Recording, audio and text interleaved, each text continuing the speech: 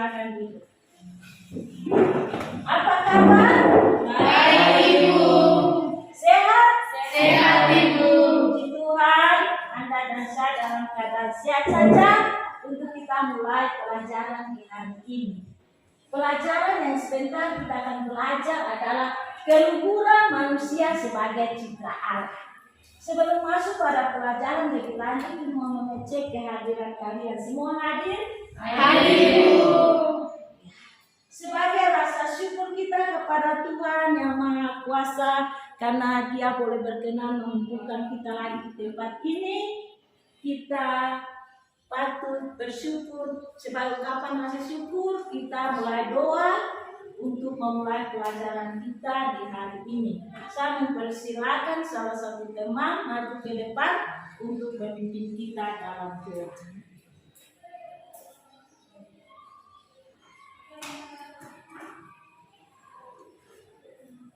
Teman-teman dan ibu, sebelum kita belajar, mari kita berdoa menurut agama dan kepercayaan masing-masing.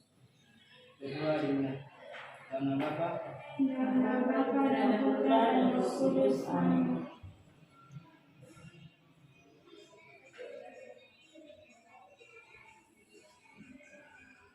doa selesai. Nama Bapa, Dalam nama Bapa dan Putra dan Roh Kudus. Amin. Ya, terima kasih kepada Minta Moon yang sudah memimpin kita dalam doa pembuka. Ya.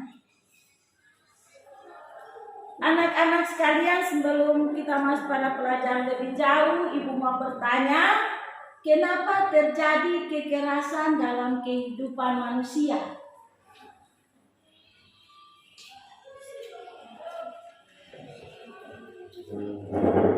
Karena manusia tidak saling menghargai satu dengan yang lain. Ya, karena manusia tidak menghargai satu dengan yang lain.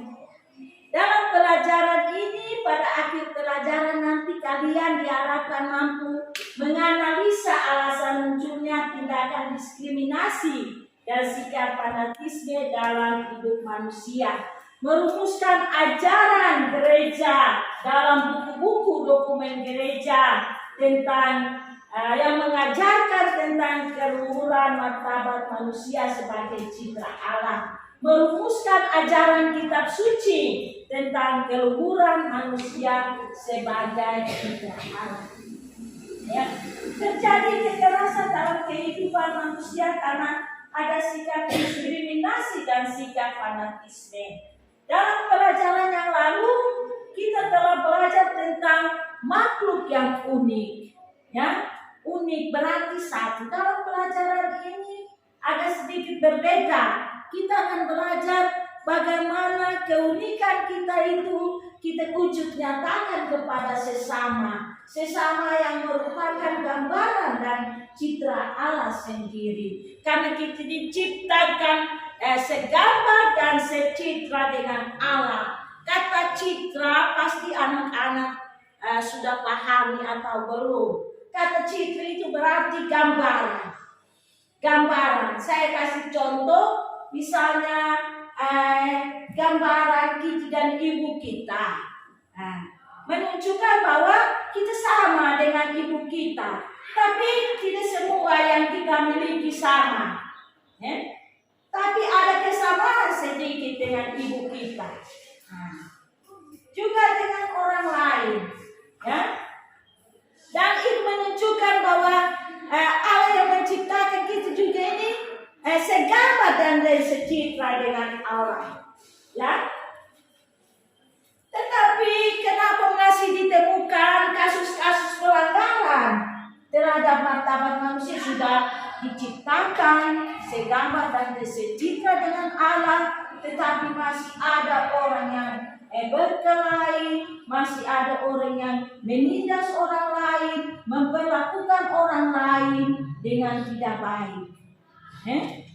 Padahal sebagai sesama secitra dan segambar dengan Allah, kita ini bersaudara, ya, kita bersaudara, ya, yang memiliki martabat dan bukan kita sendiri mengenal diri sendiri dan penentuan atas diri sendiri, tetapi kita dipanggil untuk membangun relasi dengan Allah Sang Pencipta. Persaudaraan sejati adalah persaudaraan yang dihayati atas dasar persamaan kodrat, ya, sebagai sesama ciptaan Tuhan dan sesama sebagai citra Allah. Ya, persaudaraan sejati tidak membedakan orang berdasarkan suku, ras, agama, dan golongan.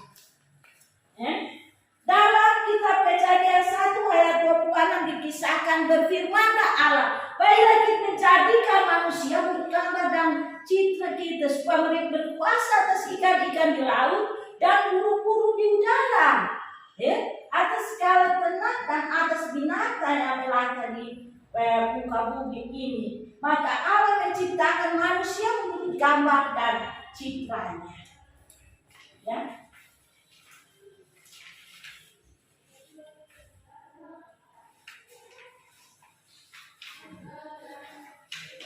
Kita bisa membaca dalam Injil Lukas pasal 10 ayat 25 sampai 37. Itu Yesus dia mengungkapkan perumpamaan tentang orang Samaria yang baik hati. Ada seorang ahli Taurat tanya kepada Yesus, dia tanya begini, dicoba Yesus toh, dicoba begini, Tuhan apa yang aku berbuat untuk memperoleh hidup? Katanya kasihilah apa yang tertulis di Taurat. Kasihilah Tuhan Allahmu dengan segenap hatimu, dengan segenap jiwamu, dan dengan segenap akal budimu. Tapi untuk dia mau membenarkan diri lagi, tanya Yesus, dan dia coba tadi. Dia tanya Yesus, yang saudaraku, dan Yesus cerita ini. Ada seorang penyamun itu, dia terlantar di tengah jalan, dia dipukul habis-habisan, lalu tinggal begitu. Terus dia satu bangsa lewat Lewi, dia lewat lalu kasih tinggal sama, cuma bantu seorang, dia berjalan saja. Lalu ada seorang Lewi lain, jadi imam tadi dia lewat satu bangsa, dia berjalan saja. Lalu Lewi lain, Lewi dia lihat dia berjalan saja, cuma peduli lain. Lalu datang seorang Samaria yang beda bangsa dengan dia, orang Samaria, orang Yahudi, beda bangsa. Tapi dia tergerak oleh hati, dia pangku orang itu, dia baru, dia bungkus dia punya luka-luka, kan dia luka semua ini, dipukul habis-habis dan dirampok, ya. Dia kasih naik dia punya keledai, ya, dulu itu orang panggil keledai, ya, sekarang moto keledai. Lalu dia bawa ke penginapan, dia bilang begini, rawat orang ini dan belanjakan apa yang dia perlu dan nanti saya bayar semua. Yesus tanya, siapa di antara ketiga ini yang telah menunjukkan kasih Allah? Dia bilang orang yang telah berbuat baik, orang Samaria sudah bergila dan berbuat demikian. Jadi orang Samaria itu sudah menunjukkan persaudaraan sejati yang tidak memandang, dia menganggap musuh itu sebagai saudara, bangsa lain itu saudara. Yesus menunjukkan persaudaraan sejati, ya. Dia menunjukkan kasih Allah yang merupakan gambaran Allah dalam diri sesama manusia.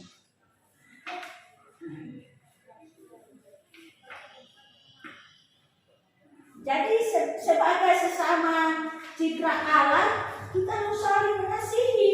Persaudaraan sejati yang tadi sudah digambarkan dalam perumpamaan orang Samaria sejati yang baik hati itu harus kita jadikan sebagai contoh untuk kita membedakan orang. Kalau kalian di sekolah ini jangan bedakan bahwa dia dari kampung lain mau bertahun dia, dia ini pernah buat salah pada saya benci, saya tidak mau tolong dia, dikasih tinggal saat. Tidak usah membeda-bedakan seperti begitu, karena semua yang kita hidup sama-sama ini, kita semua adalah gambaran dan citra Allah.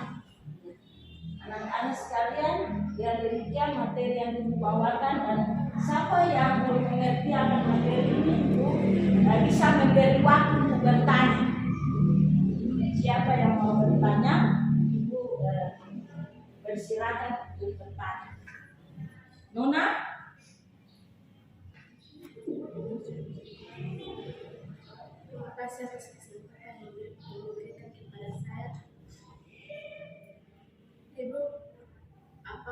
manusia yang lahir dalam keadaan cacat disebut juga dengan cipta Allah. Ya, nah, sekali pertanyaannya Naya dan untuk kita semua ya. Nona bertanya bahwa kenapa manusia lahir cacat itu disebut juga sebagai manusia cipta Allah. Kita tahu bahwa pada awal mula Allah menciptakan manusia sekamar dan secitra dengan Allah itu dalam keadaan baik saja, Nona ya. Dia merupakan gambaran cipta Allah juga. Karena dia diciptakan sama dengan yang lain yang memiliki akal budi, perasaan dan kehendak. Jadi dia adalah manusia ciptaan Allah juga yang secitra dan segambar dengan Allah. Maka dia juga harus dikasihi. Ya, itu apakah kalian sudah bisa memahami pelajaran yang diberikannya? Ibu harap supaya tugas yang Ibu berikan minggu depan kalian kumpul, ya. Kalian membuat suatu refleksi renungan singkat berdasarkan bacaan kitab suci, ya. Kitab Kejadian pasal 1 ayat 26 sampai 27. Kalian bisa baca di situ dan kalian renungkan, refleksikan, kalian buat dalam suatu tulisan. Ditulis rapi, diketik rapi, minggu depan kalian kumpulkan kepada saya. Minggu depan kita akan belajar tentang suara hati.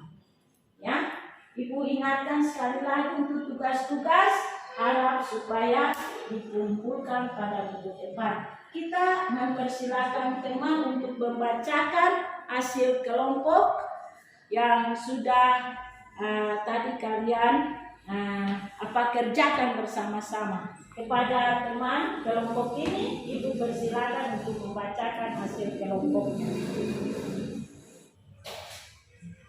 Terima kasih atas waktu yang diberikan bagi kelompok kami untuk membaca hasil kerja kelompok kami. Soal yang pertama, mengapa terjadi kekerasan dalam hidup? Karena manusia tidak menghargai dan menghormati satu dengan yang lain. Yang kedua, sebutkan beberapa contoh pelanggaran martabat perempuan di daerahmu. Pemerkosaan, kekerasan, dan penindasan. Sekian hasil diskusi kami. Iya. Kita beri tepuk tangan dulu. Terima kasih karena sudah bekerja sama semua untuk kita belajar di hari ini. Saya rasa pengajaran terhadap kalian akan memiliki nilai prestasi yang baik. Ya, untuk menutup pelajaran ini, saya mempersilahkan teman untuk maju ke depan, untuk memimpin doa, untuk menutup pelajaran kita di pagi hari ini.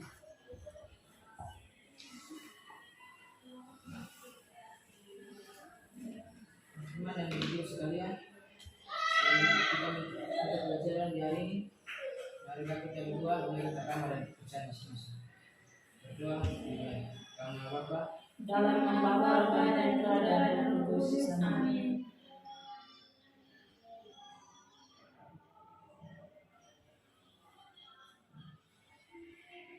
doa selesai. Karena Bapa Dalam nama Bapa dan Putra dan Roh Kudus. Amin. Ya, terima kasih kepadanya yang telah memimpin kita. Adik-adik kalian, dengan demikian pelajaran kita pada hari ini telah selesai.